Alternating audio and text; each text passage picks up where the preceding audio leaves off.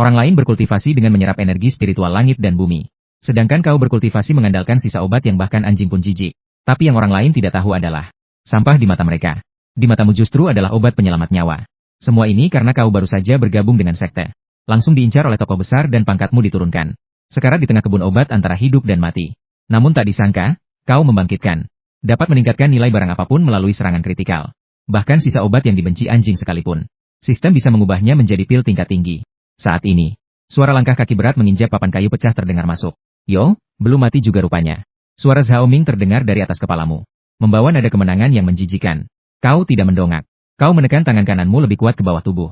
Melindungi benda keras di balik sol sepatumu. Yang sudah kau bungkus 3 lapis kain perca. Itu adalah pil darah tingkat rendah terakhirmu. Kau bekerja keras di ruang budak obat selama 3 bulan. Mendapat ratusan kali pukulan. Menerima segala macam penghinaan. Hanya demi mempertaruhkan nyawa. Dari tumpukan sisa obat. Kau mengais 1 butir pil dengan kualitas terburuk ini. Asalkan kau memakannya. Luka-lukamu akan pulih sebagian besar. Asalkan lukanya sembuh. Kau masih punya kesempatan untuk membalikan keadaan. Zhao Ming memerintahkan 2 bawahannya maju. 1 menjambak rambut, 1 menarik lengan. Lengan kiri yang dislokasi tertarik kencang. Kau mengerang pelan. Urat di dahimu sedikit menonjol. Zhao Ming berjongkok dan menepuk-nepuk wajahmu. Dia tersenyum sangat puas. Kudengar beberapa hari ini cara jalanmu aneh. Kaki kananmu seolah melindungi sesuatu yang berharga. Ya? Hatimu seketika mencelos. Zhao Ming tidak memberimu kesempatan bereaksi. Dia merenggut paksa sepatumu. Kain pembungkusnya terlepas. Pil darah tingkat rendah yang kusam itu terjatuh ke tanah. Cuma ini? Zhao Ming memungut pil itu dan memutarnya di ujung jari. Pil darah tingkat rendah ini, bahkan buat anjingku pun terlalu sampah. Sambil berkata begitu, dia benar-benar melemparkan pil itu ke belakang. Ke arah anjing spiritual hitam lega miliknya. Anjing itu menangkapnya, mengunyah sebentar, lalu menelannya. Pupil matamu mengecil seketika. Itu adalah harapanmu. Satu-satunya hal terakhir yang kau dapatkan dengan taruhan nyawa. Kini dimakan oleh seekor anjing. Lihat kan? Zhao Ming berdiri dan menatapmu dengan angkuh. Pil penyelamat nyawa yang susah payah kau kumpulkan. Anjingku pun bahkan tidak selera. Linye, kau sekarang bahkan lebih rendah dari anjing. Kau tahu itu? Kedua bawahannya tertawa terbahak-bahak di sampingnya. Setelah puas tertawa, Zhao Ming berbalik keluar, namun berhenti sejenak di pintu. Tanpa menoleh, dia berkata, "Oh iya, Tetua Xiao sudah bilang.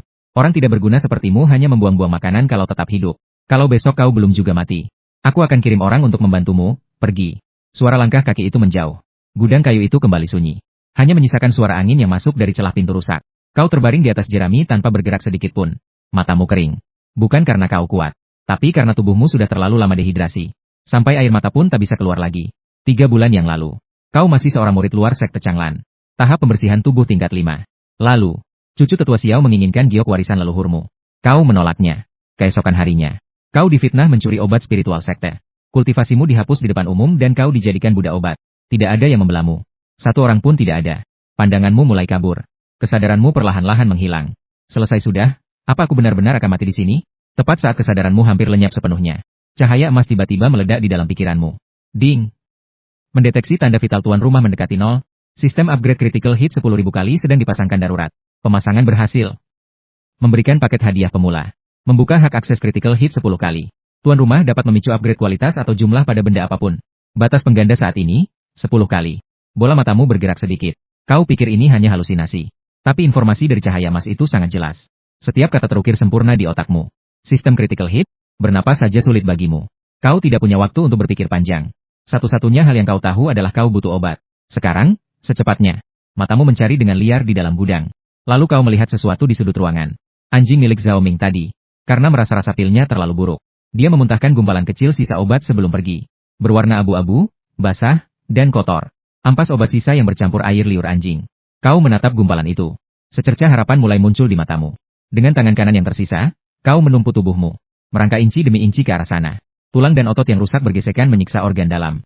Setiap gerakan kecil yang kau buat, rasanya seperti ditusuk besi panas ke dalam dada. Jarak 3 meter itu, kau tempuh selama setengah dupa lamanya.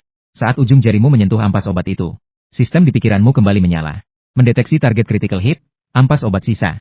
Kualitas, tidak ada. Apakah ingin memicu upgrade kualitas 10 kali? Tanpa ragu sedikit pun, kau berteriak, aktifkan. Cahaya emas meledak dari ujung jarimu.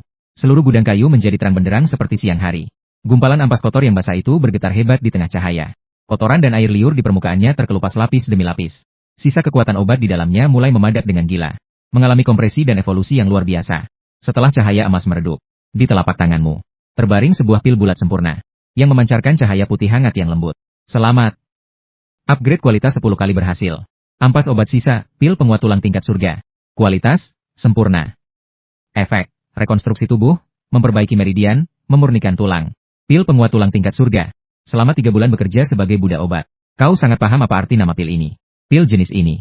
Bahkan hanya selevel tetua sekte Changlan yang layak memakannya. Kau tidak membuang waktu untuk sekadar mengaguminya. Kau langsung memasukkannya ke mulut. Begitu pil masuk ke perut, aliran panas yang dahsyat meledak dari area dantianmu. Mengalir deras ke seluruh anggota tubuh. Otot dan tulang yang rusak bersatu kembali dengan suara gemertak. Lengan kiri yang dislokasi kembali ke posisinya secara otomatis. Luka-luka di punggungmu sembuh dengan kecepatan yang kasat mata. Yang lebih mengejutkan lagi, permukaan kulitmu mulai mengeluarkan banyak cairan hitam kental. Itu adalah kotoran dan racun yang mengendap selama 18 tahun di tubuhmu. Kekuatan obat yang besar ini, bagaikan naga yang mengamuk di dalam meridianmu, menghantam semua sumbatan kultivasi yang disegel paksa sebelumnya. Satu persatu jalur meridian diterjang dan dibuka kembali.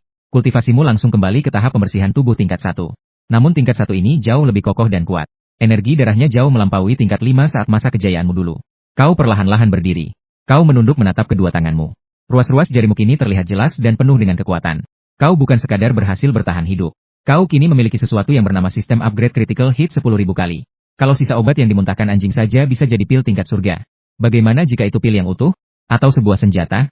Atau sebuah kitab pusaka? Napasmu mulai memburu. Bukan karena takut, tapi karena rasa gembira yang luar biasa. Kau berjalan ke arah tong air. Menggunakan air dingin untuk membersihkan kotoran hitam di seluruh tubuh. Lalu mengganti pakaianmu dengan kain kasar yang masih layak pakai. Di cermin perunggu itu, tercermin wajah muda dengan garis wajah yang tegas. Tatapannya sedingin pisau. Zhao Ming. Kau membisikkan nama itu dengan tenang. Seolah sedang menyebut nama seseorang yang sudah tiada. Kau menetapkan sebuah aturan baru bagi dirimu sendiri. Jika bisa menindas lawan dengan sumber daya, jangan pernah membuang tenaga untuk sekadar beradu jurus. Tiba-tiba terdengar suara langkah kaki dari luar. Langkahnya berat dan terburu-buru. Sesosok pria berbadan besar muncul di depan pintu gudang. Dia adalah salah satu tangan kanan Zhao Ming. Di tangannya terhunus sebilah golok penjagal yang tajam. Pria itu menyeringai, memperlihatkan giginya yang kuning. Kak Zhao bilang, dia takut kau matinya kelamaan. Jadi dia menyuruhku untuk membantumu, mempercepatnya. Namun saat matanya tertuju padamu, senyumnya langsung membeku. Bagaimana mungkin orang yang setengah jam lalu sekarat, kini bisa berdiri tegak seperti ini? Bahkan tatapan matanya. Kau mengangkat tangan dan meregangkan pergelangan tanganmu, hingga mengeluarkan suara gemertak yang garing. Reaksi pria itu tidak lambat. Hanya terpaku sekejap, lalu langsung mengayunkan goloknya. Golok itu menyambar angin, menebas lurus ke arah kepalamu. Kau tidak menghindar. Biarkan saja golok itu menebas bahumu. Tubuh tingkat 1 pembersihan tubuhmu menerima hantaman itu. Hanya menyisakan goresan putih tipis di kulit. Bahkan setetes darah pun tidak keluar. Pupil mata pria itu mengecil karena ketakutan. Belum sempat dia bicara, tangan kananmu sudah mencengkeram lehernya. 5 jarimu mengencang. Kerak! Rasanya seperti mematahkan ranting kayu kering. Mata pria itu melotot keluar. Kakinya menendang-nendang sebentar lalu tak bernyawa lagi. Kau membuang mayatnya begitu saja ke samping. Dan melihat ke bahumu. Goresan putih tadi sudah mulai menghilang dan sembuh. Kau berjongkok dan memeriksa saku mayat tersebut. Hanya ada 3 batu roh tingkat rendah. Sebuah parang tumpul dan setengah potong ransum makanan. Benar-benar miskin. Kau mengantongi 3 batu roh itu. Lalu menyapu pandangan ke seisi gudang kayu yang rongsok ini. Di pojokan ada tumpukan kertas menguning. Itu adalah salinan teknik yang dulu kau pelajari. Tinju banteng liar, teknik paling sampah di sekte Changlan. Tapi kelebihannya adalah teknik ini sangat mudah dipelajari. Sangat cocok untuk mengetes sistemmu. Kau membukanya sebentar. Gerakan pembukanya hanyalah sebuah pukulan lurus. Kau menarik napas dalam-dalam. Dan melayangkan pukulan pertama ke udara. Hanya menghasilkan embusan angin kecil yang menerbangkan debu. Tidak lebih dari itu. Namun notifikasi sistem muncul di kepalamu. Keahlian tinju banteng liar C1. Ding. Memicu critical hit 10 kali. Keahlian yang didapat sebenarnya, 10. Kau tertegun sejenak. Sesuatu yang biasanya butuh ratusan kali pukulan untuk dipahami. Kini dalam satu pukulan sudah selesai 10%-nya. Keahlian S1. Memicu critical hit 10 kali. Total, 10. Keahlian S1. Memicu critical hit 10 kali. Total, 10. Tingkat pemicunya memang tidak 100%. Tapi frekuensi kemunculannya sangat tinggi dan luar biasa. Matamu berbinar terang. Kau mulai fokus memukul tanpa henti. Angin pukulan menderu di dalam gudang kayu. Gerakanmu yang awalnya kaku dan kikuk, berubah menjadi lancar dan tajam dengan kecepatan yang tak masuk akal. Setiap serangan kritis. Rasanya seperti puluhan kali pengalaman bertarung nyata. Dimasukkan paksa ke dalam memori ototmu. Jam 12 malam, tingkat keahlianmu mencapai tahap menengah. Jam 2 pagi, mencapai tahap sempurna. Dan saat fajar tiba, kau menarik napas dan berdiri tegak. Suara sistem yang jernih terdengar kembali. Ding. Keahlian tinju banteng liar telah maksimal. Berhasil menembus ranah, lingkaran sempurna. Catatan, ini adalah pertama kalinya teknik ini mencapai ranah tersebut. Kualitas teknik secara pasif meningkat setengah tingkat. Kau mengangkat kepalan tanganmu secara alami. Lalu melayangkan sebuah pukulan. Boom. Seluruh dinding tanah di depanmu hancur berantakan. Pecahan batu dan tanah terlempar hingga 10 meter jauhnya. Pusaran anginnya masih belum hilang. membentuk angin puyuh kecil di halaman luar. Samar-samar terdengar suara guntur dari kepalan tanganmu.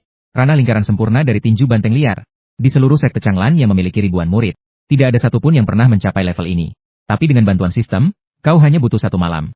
Kejutan lainnya adalah, saat teknik mencapai ranah maksimal, kekuatannya memberikan efek balik yang luar biasa pada tubuh. Kekuatan murni mengalir ke meridian, membuka simpul kekuatan lainnya. Tingkat 2, tingkat 3, sampai tingkat 4 pembersihan tubuh. Kau merasakan kekuatan yang meluap-luap di dalam dirimu. Tapi kau tidak ingin sombong dulu. Kau melihat tanganmu, lalu melihat lubang di dinding itu. Lalu menggelengkan kepala. Menggunakan tinju itu terlalu lambat. Mungkin 1 pukulan bisa bereskan 1 orang. Tapi bagaimana kalau ada 10? Orang seperti Zhao Ming tidak akan pernah datang sendirian. Kau menghampiri mayat tadi dan mengambil parang tumpulnya. Terlalu ringan dan sama sekali tidak layak jadi senjata. Kau memegang 3 batu roh tadi di tanganmu sambil duduk bersila. Mulai merencanakan langkah selanjutnya. Kau butuh senjata, butuh lebih banyak batu roh. Sebelum Zhao Ming menyadari apa yang terjadi, langit mulai terang di luar sana. Tepat saat kau ingin pergi mencari perlengkapan baru, terdengar suara teriakan penuh amarah dari halaman. Keparat, beraninya kau menyentuh orangku. Itu suara Zhao Ming. Kau menoleh lewat lubang dinding hasil pukulanmu tadi. Di luar sana sudah berdiri belasan orang. Semuanya memegang senjata dan memakai seragam murid luar sekte. Zhao Ming berdiri di depan dengan wajah yang merah padam. Matanya menatap tajam ke arah gudang kayu itu. Seseorang melapor padanya, "Kak Zhao, mayat si ketiga ada di dalam." Wajah Zhao Ming semakin terlihat gelap dan menyeramkan. "Kepung tempat ini. Jangan biarkan seekor lalat pun keluar. Hari ini akan kucincang si sampah itu untuk jadi makanan anjing." Belasan orang mengepung gudang kayu itu dengan sangat rapat. Kau hanya bersandar di dinding sambil menghitung 3 batu rohmu. Masih belum cukup untuk melakukan upgrade critical hit. Kau menatap keluar dengan tenang. Pikiranmu hanya satu, bereskan mereka dulu, baru cari uang. Zhao Ming berdiri di tengah halaman dengan angkuh. Di belakangnya ada 14 orang bawahan tingkat 2 dan 3. Dia mencabut golok emasnya dan berteriak, "Keluar dan berlututlah. Beri aku 3 sembah sujud, maka aku akan memberimu kematian yang cepat." Tidak ada jawaban dari dalam gudang. Tepat saat Zhao Ming ingin memerintahkan serangan, pintu gudang terbuka, dan kau melangkah keluar. Langkahmu mantap, punggungmu tegak lurus. Belasan bilah senjata langsung tertuju padamu. Kau menyapu pandangan ke arah mereka dan sedikit mengernyit. Kalimat pertamamu membuat semua orang di sana tercengang. "Kalian semua benar-benar miskin."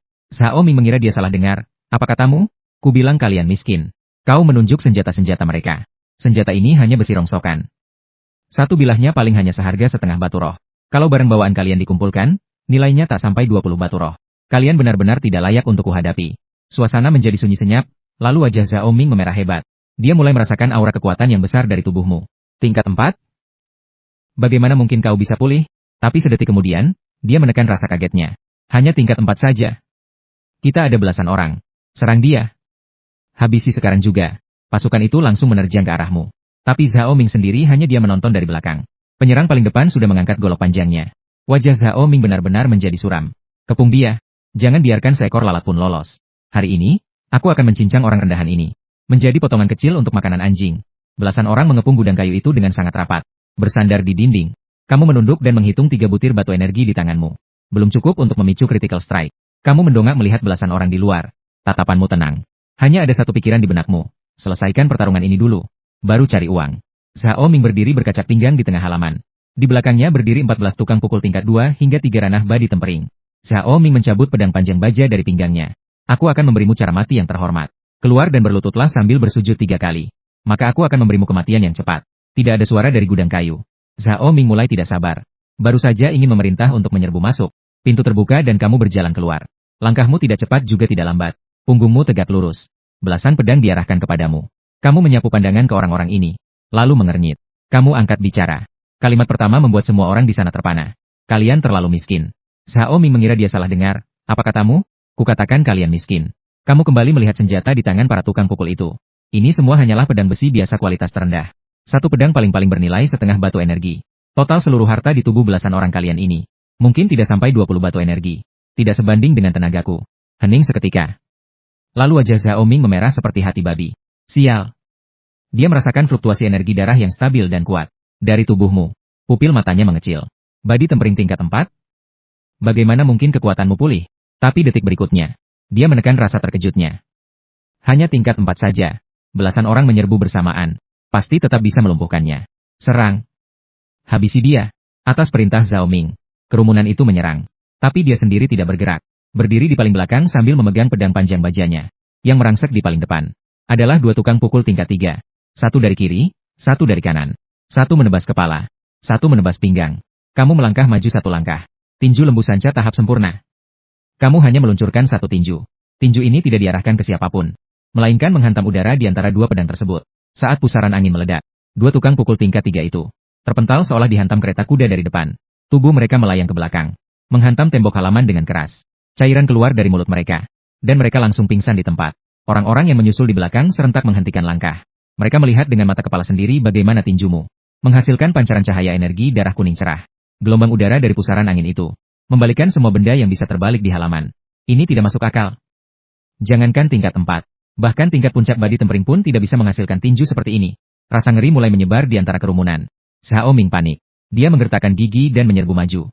Pedang panjang bajanya diangkat tinggi di atas kepala, mengerahkan seluruh energi darahnya, lalu menebas ke bawah. Ini adalah serangan kekuatan penuh dari tingkat 3 puncak miliknya. Kamu mengangkat tinju kanan, menyambut ujung pedang secara langsung. Kerak! Kerak! Kerak! Pedang panjang dari baja itu, di hadapan tinju lembu sanca tahap sempurnamu. Serapuh biskuit, hancur berkeping-keping, langsung meledak menjadi tumpukan serpihan besi. Bola mata Xiao Ming hampir melompat keluar dari kelopak matanya. Tinjumu menembus serpihan besi yang hancur, tanpa melambat sedikit pun, langsung menghantam dada Xiao Ming. Duat! Dada Xiao Ming melesat ke dalam. Suara tulang yang remuk terdengar beruntun seperti petasan. Kekuatan tinju tahap sempurna menembus tubuh, meledak di dalam dirinya. Organ dalamnya seketika hancur berantakan. Kamu menarik kembali tinjumu. Mayat Xiao Ming jatuh kaku ke belakang, menghantam tanah, menimbulkan kepulan debu. Seluruh tempat menjadi sunyi senyap. Sisa 12 tukang pukul itu menatap mayat Xiao Ming. Kaki mereka mulai gemetaran. Gubrak. Orang pertama berlutut. Tuan besar, ampuni nyawa hamba. Segera setelah itu, satu demi satu ikut berlutut. Ada yang bersujud hingga dahinya berbunyi keras. Ada yang ketakutan hingga hilang kendali. Kamu berdiri di tempat sambil menunduk menatap mereka. Kamu teringat hari di mana kekuatanmu dilumpuhkan 3 bulan lalu. Xiao Ming membawa komplotan ini, menyeretmu keluar dari kamar, menekanmu ke tanah dan mencambukmu berulang kali. Saat itu pun banyak orang yang menonton, tapi tidak ada satupun yang keluar untuk membelamu. Kalian semua menontonnya, kan? Suaramu sangat pelan. Tidak ada yang berani menjawab. Kamu melangkah maju, satu pukulan untuk satu orang, bersih dan cepat, tanpa gerakan tambahan. Ketika halaman kembali sunyi, tergeletak 12 mayat tambahan di tanah. Ditambah Xiao Ming dan 2 yang pingsan sebelumnya. Total ada 15 orang. Kamu berjongkok dan mulai merogoh saku mereka. Hasil akhirnya, 10 butir batu energi kualitas rendah, 2 botol obat luka kualitas rendah, dan belasan pedang besi murah. Kamu menggenggam batu energi itu di tangan. 10 butir, gumamu. Critical Strike. Apakah akan melakukan 10x lipat penggandaan jumlah pada batu energi? Aktifkan. Cahaya emas meledak, dan saat cahaya itu memudar, di depanmu tertumpuk sebuah gunung kecil. 100 butir batu energi kualitas rendah berkilauan di bawah cahaya pagi. Kamu menarik napas dalam-dalam, memasukkan batu energi itu segenggam demi segenggam ke dalam saku. Masih belum cukup, masih jauh dari cukup. Kamu teringat pada obat luka tadi. 2 botol obat luka kualitas rendah diguncang di tanganmu. Kamu mencoba mengaktifkan penggandaan kualitas. Apakah akan melakukan 10x lipat penggandaan kualitas pada obat luka? Aktifkan. Kilatan emas muncul.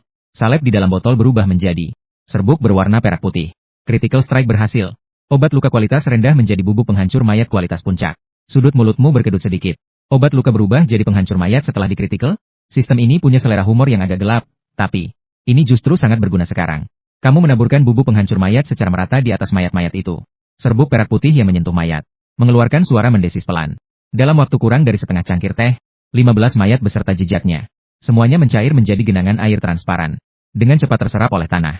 Bersih seolah tidak pernah terjadi apa-apa.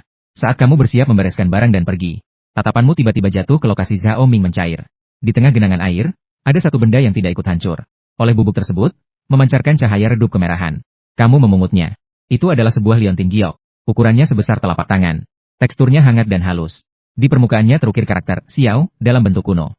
Di dalam giok itu terdapat sisa jejak kesadaran spiritual, yang saat ini sedang berkedip lemah. Lalu, dari dalam giok terdengar suara yang dingin. Suaranya tidak keras, tapi setiap katanya memancarkan tekanan setingkat penatua sekte dalam. Xiao Ming, sudahkah orang tidak berguna itu diselesaikan? Sudah 2 hari, kenapa belum ada laporan? Kalau masih tidak menjawab, aku sendiri yang akan datang. Suara itu menghilang. Kamu meremas liontin giok itu. Buku jarimu memucat. Penatua Xiao, inilah sosok di belakang Xiao Ming. Sekaligus orang yang dulu melumpuhkan kekuatanmu dengan tangannya sendiri. Datanglah, kamu memasukkan giok itu ke dalam jubahmu, mengangkat kantong berisi batu energi, dan berjalan keluar halaman tanpa menoleh. Kamu butuh lebih banyak uang, dan senjata yang lebih kuat, sebelum penatua Xiao datang mencarimu.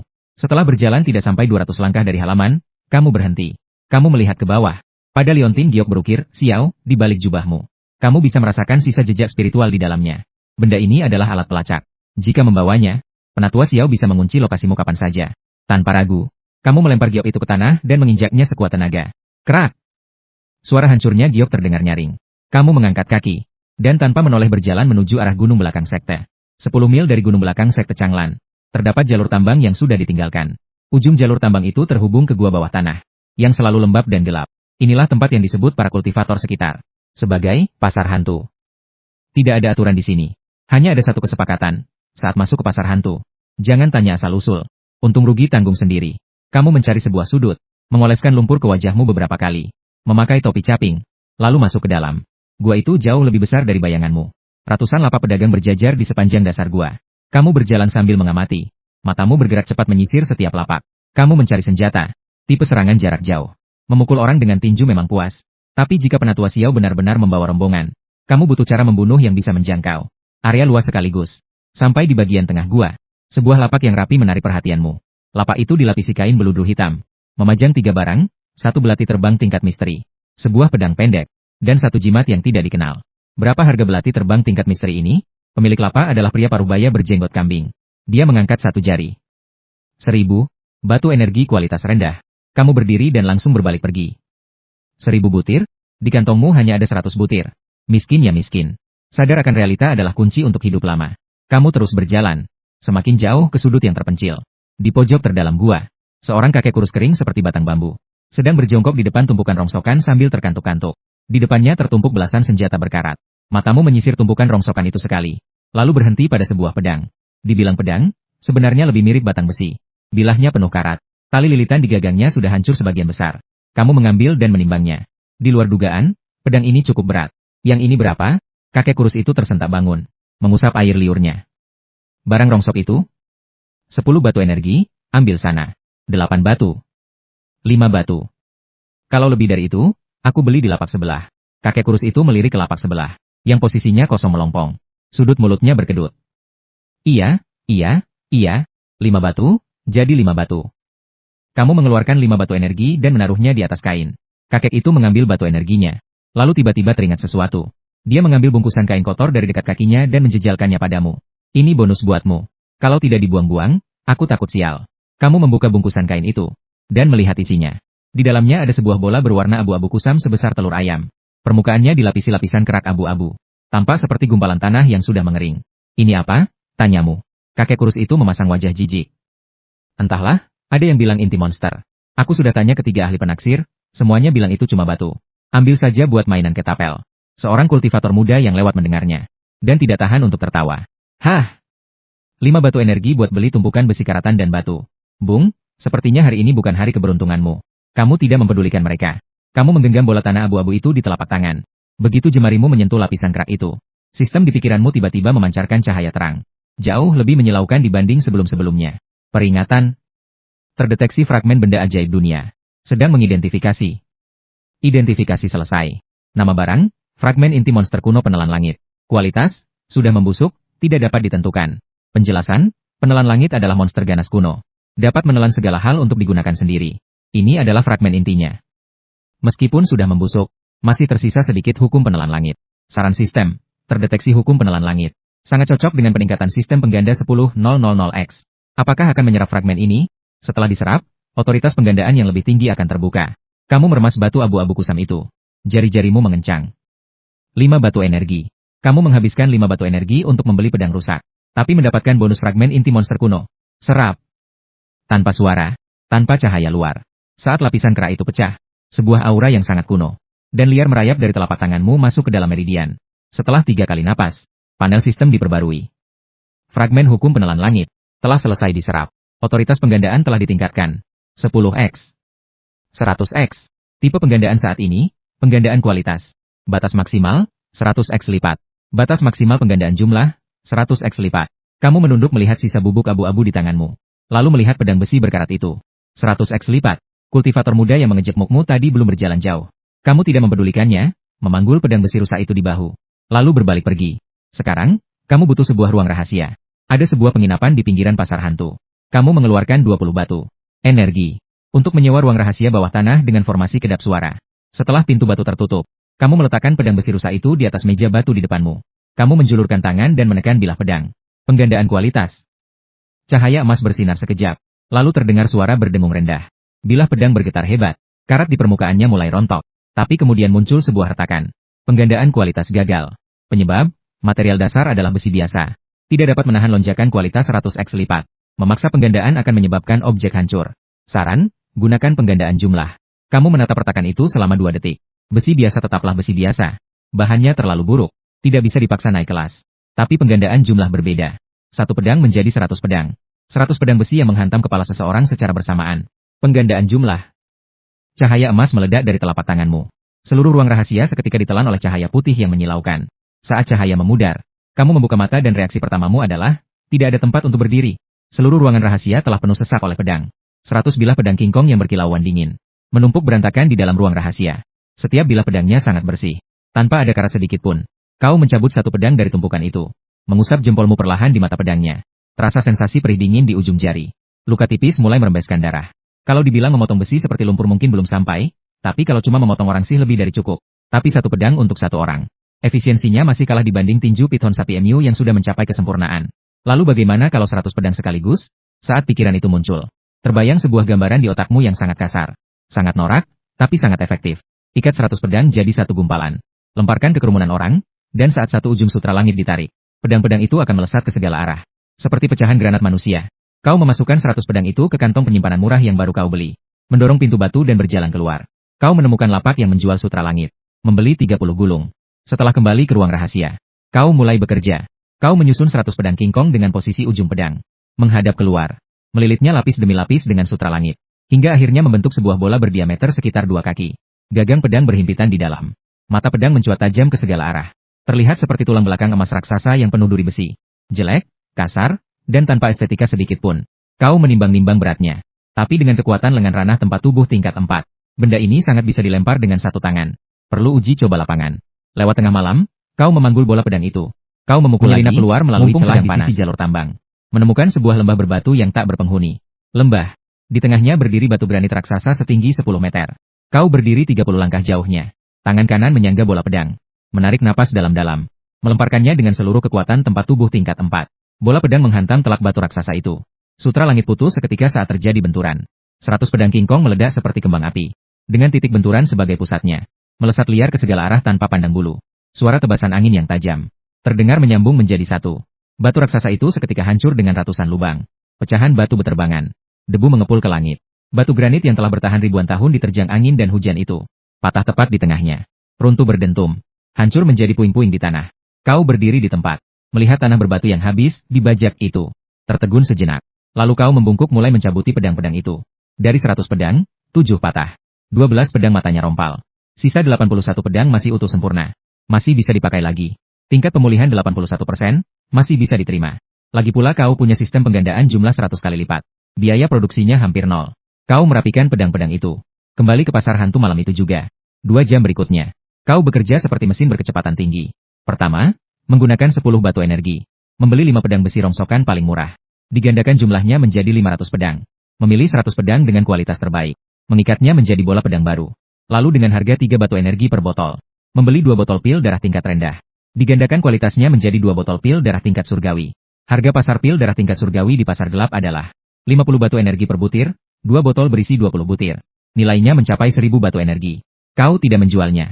Kau mencari di seluruh gudang tapi tidak menemukan apapun yang bagus. Disimpan untuk dipakai sendiri. Sisa batu energi digandakan jumlahnya dari 50-an batu. Menjadi 5.000-an batu. Memilih 2000 batu dengan kualitas terbaik dan memasukkannya ke kantong penyimpanan. Saat fajar mulai menyingsing.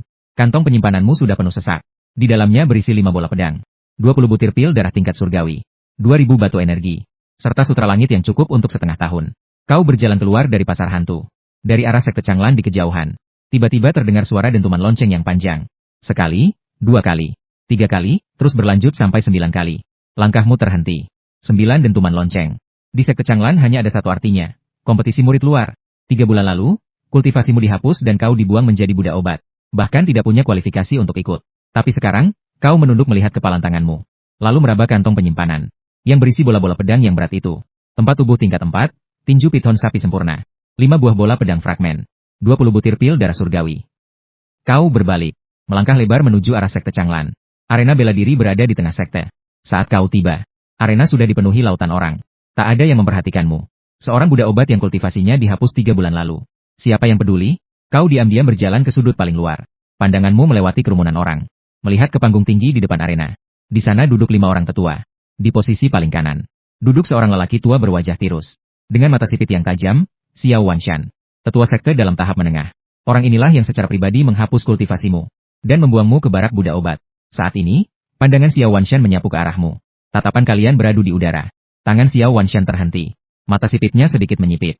Tak ada rasa terkejut di sana. Hanya ada semacam rasa jijik seperti melihat semut yang belum mati terinjak. Dia memalingkan wajahnya. Membisikkan sesuatu pada tetua wasit di sampingnya. Lalu Xiao Wanshan menoleh kembali. Dari seberang arena, dia menatapmu. Dan membuat sebuah isyarat. Tangan kanannya melintang di depan leher. Menggerakkannya perlahan, sebuah isyarat ancaman kematian. Kau menarik kembali pandanganmu. Tanpa ekspresi meraba kantong penyimpanan di pinggang. 5 bola pedang sudah lebih dari cukup. Tetua wasit berjalan ke depan panggung. Memegang tabung undian dan melemparkannya ke udara. 400 lebih batang giok undian melesat keluar. Saling beradu di udara. Memproyeksikan daftar nama lawan. Saat sampai di grup ke-17, namamu muncul. 2 batang giok bertabrakan keras di udara. Meledakkan cahaya merah yang menyilaukan. Ini adalah warna peringatan untuk duel berisiko tinggi. Artinya perbedaan kekuatan kedua pihak sangat jauh. Di udara muncul 2 nama, kiri Lin Yi, kanan Tu Lei. Sekitarmu seketika menjadi sunyi. Lalu kesunyian itu menyebar seperti wabah. Tu Lei, peringkat ketiga murid luar. Tempat tubuh tingkat 6. Dijuluki sang penghancur tulang. Orang ini pada kompetisi sebelumnya. Membuat 3 lawannya cacat seumur hidup. Seseorang di kerumunan menelan ludah. Seorang budak obat yang kultivasinya dihapus melawan Tu Lei. Sudah tak perlu ditanya lagi. Lihat saja ekspresi tetua Xiao. Semua mata serempat tertuju ke panggung tinggi. Xiao Wanshan duduk dengan tenang di kursinya. Sudut mulutnya sedikit terangkat. Ekspresinya seperti seseorang. Sebelum menginjak kecoa sampai mati. Memberinya waktu 3 detik untuk merangkak. Sebuah bayangan melompat ke atas panggung. Boom! Tinggi Tu Lei lebih dari 2 meter. Lebar bahunya sanggup menutupi seperempat panggung. Tangan kanannya memegang kapak besi hitam raksasa. Mata kapaknya bahkan lebih besar dari kepalanya sendiri. Lin Yi, kaulah si bajingan tak tahu malu yang. Kultivasinya dihapus oleh tetua Xiao. Dia menghentakkan kapak raksasanya ke panggung. Mata kapak itu amblas setengah kaki ke dalam ubin batu. Bahkan memotong janggut si ketua berpesan. Seluruh kulitmu seketika bergeser dengan tulang yang tajam dan panjang. Seluruh arena tak ada yang membelamu. Kau melangkah ke atas panggung. Berjalan selangkah demi selangkah. Berdiri tegak di depan Tu Lei. Kau hanya meraba kantong penyimpanan di pinggangmu. Di panggung tinggi. Xiao Wanshan berhenti memutar tasbihnya. Mata sipit lelaki tua itu sedikit menyempit. Tangan kanannya membentuk segel mantra di dalam lengan bajunya. Sesaat kemudian, sebuah tekanan yang tak terlihat oleh mata telanjang. Tapi bisa dirasakan oleh semua orang. Mengalir deras dari panggung tinggi. Mengunci dirimu dengan presisi. Tekanan penuh dari tahap Lin Hai Jing menengah. Tekanan ini bukan untuk melukaimu. Tapi untuk mengoyak meridianmu. Dan menghancurkan fondasi darah yang baru saja pulih di tubuhmu. Saat tekanan itu menghantam tubuhmu. Tubuhmu sedikit bergetar. Kau tidak berlutut. Tanganmu merogoh ke dalam kantong penyimpanan. Semua orang mengira kau akan mengeluarkan senjata. Tapi yang kau keluarkan adalah sebuah botol porselen. Mencabut penyumbatnya. Menuangkannya ke mulut, 5 butir obat. 5 butir pil darah surgawi langsung masuk ke perut. Kekuatan obat yang membara meledak di dalam tubuhmu.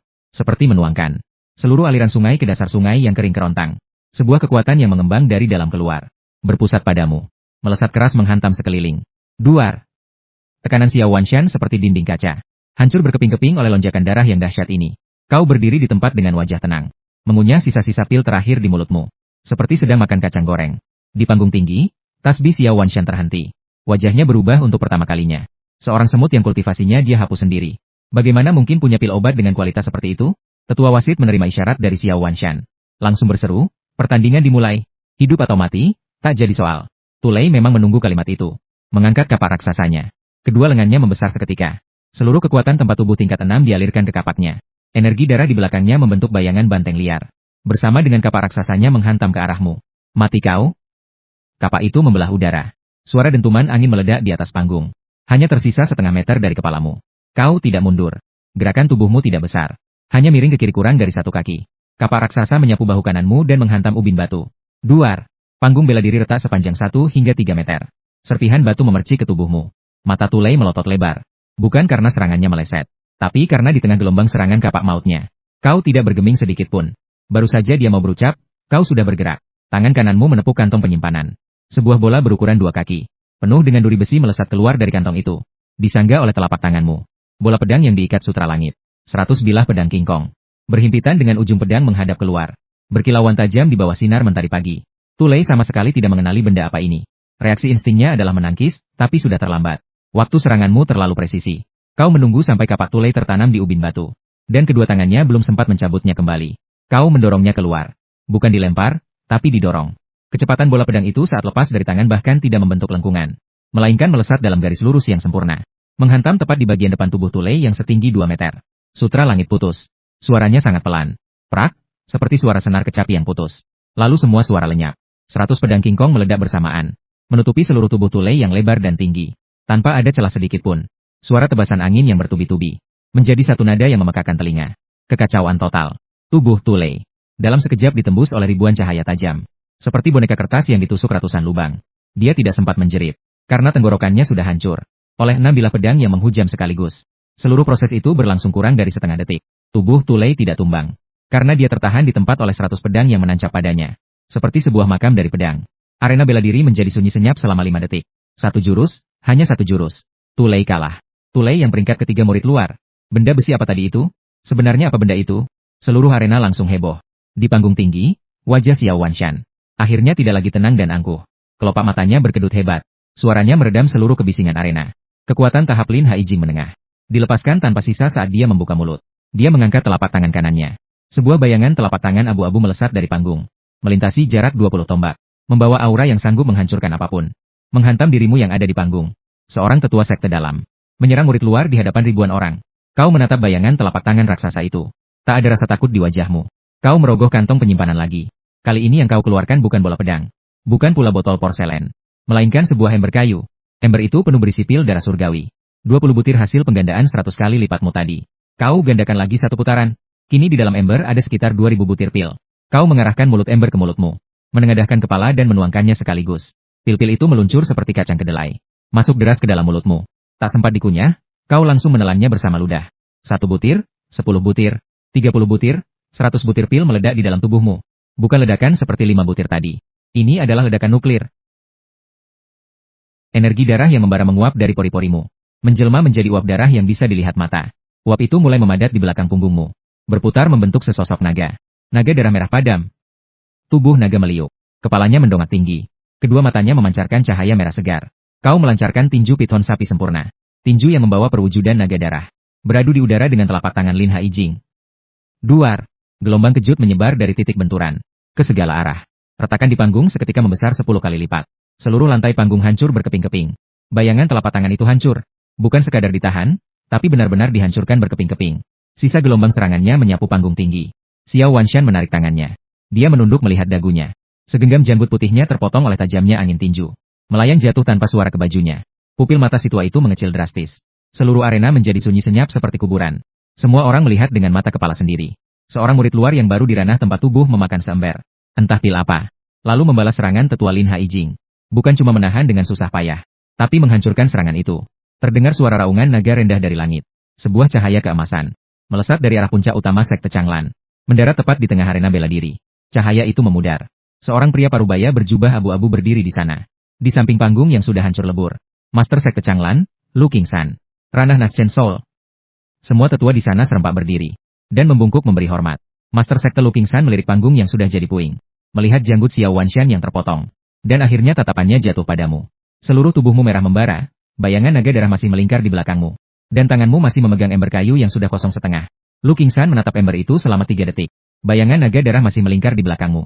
Tanganmu masih memegang ember kayu yang sudah kosong setengah. Lu Qingsan menatap ember itu selama 3 detik.